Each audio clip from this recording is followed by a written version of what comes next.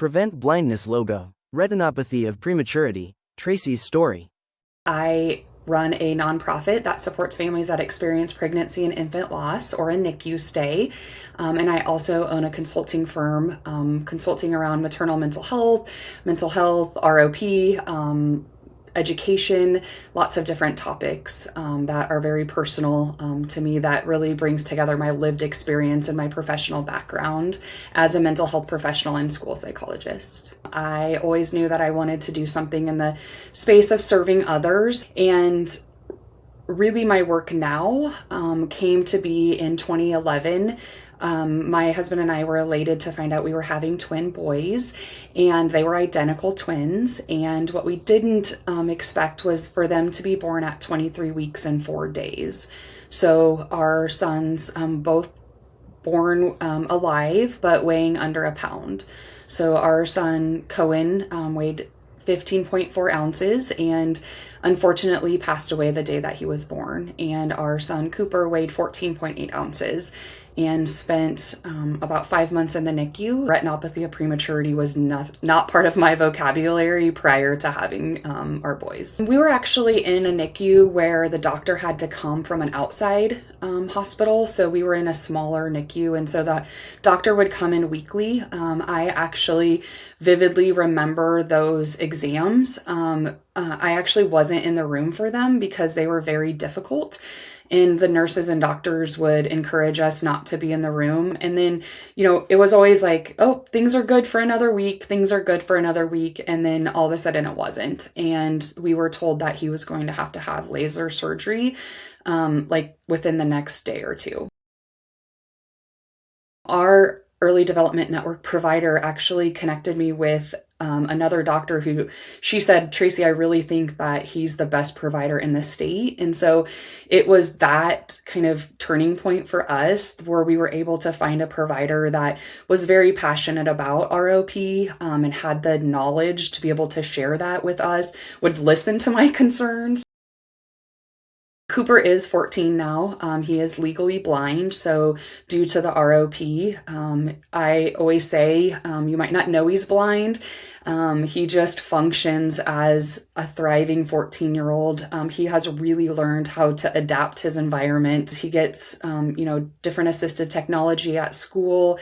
There's different things that we have learned, just everyday adaptations in our life that just they're normal to us. They're just the things that Cooper needs. We're very grateful for just current technology today, because so much of the technology that you and I use are things that Cooper can use. So even just large print on, a phone, a computer. He is in the regular classroom most of the day, almost all of the day. We do have a teacher of the visually impaired that comes into the school just a small amount every month, really just to ensure that he is where he needs to be academically, that he's getting the accommodations, connecting with him. Because we're a small district, that teacher of the visually impaired is really the go-to person for the knowledge and information around visual impairment.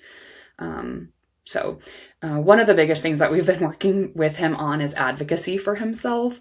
Just being a teenager, having to advocate, having to say, I need something that my peers don't need. Recently, it was, I wasn't able to read their handwriting.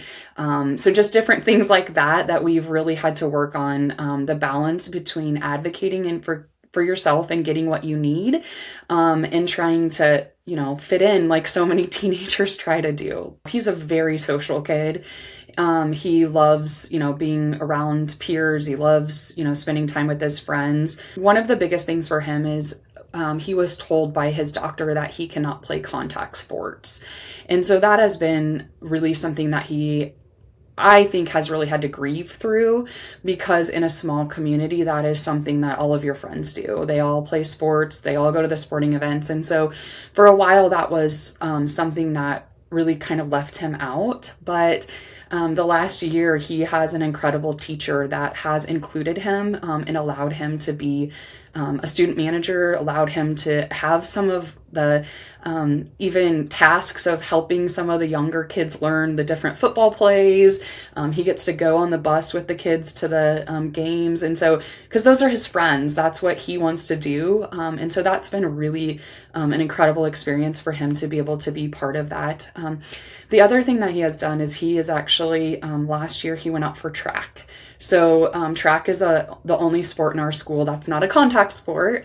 We have very limited sports opportunities. And so he started running track last year, and he loved it, and he fell in love with it. And so this last summer, that same teacher that has done a great job of including him actually invited him to come to the weightlifting and had that opportunity for kids his age. And so his new love and passion is working out, and that's been really neat for him to have something that the other kids his age are doing. It helps him be involved, but as a parent, I love it because it's helping his health as well. So it's just really neat to see him really take part of that.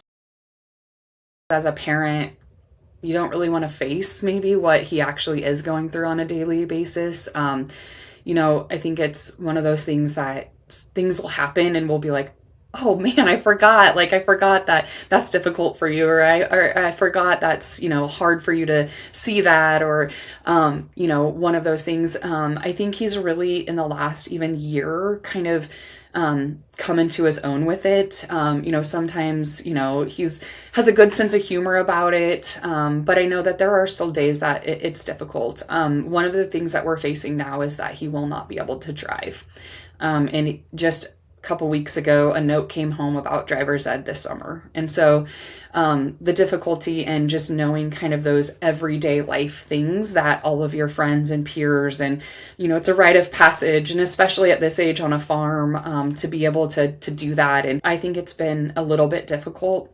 I won't even say little. It has been a difficult kind of realization for him that, he's not going to be able to drive, and that's something that we're going to have to navigate more through. But I think overall, someone told me once, you never told Cooper he was blind. And I think that's really stuck out to me. We as parents don't have different expectations for him.